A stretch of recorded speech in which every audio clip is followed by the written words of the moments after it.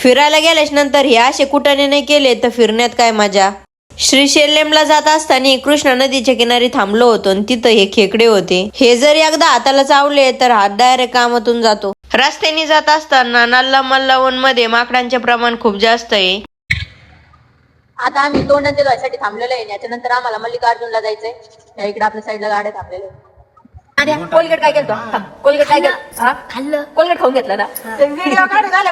हे जंगल खूप दाट आहे आणि खूप मस्त आहे आणि इथं 1 ते 2 तासामध्ये नेटवर्क बिलकुल नाही आहे आणि इथं आम्ही फोटो काढायसाठी थांबलो होतो.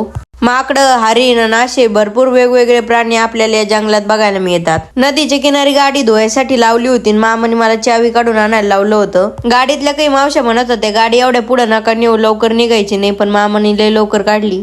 कृष्णा नदीचं पात्र खूप मोठं होतं आणि तिचं पाणी पण लय निर्मळ आहे. रात्रीचा काही उंडा उरला होता आणि तो नाही का माशांना टाकायचा होता आणि ते माशाला आधी कोण टाकीन याच्यावरून आमचे दोघांचे भांडणं चालू होते. श्रीशैल्यमला मोबाईल चालत नाही त्यामुळे बाहेरच्या काही क्लिपा काढलेल्या आहेत, त्या पुढच्या व्लॉग मध्ये येईन, त्यावर फॉलो करून घ्या.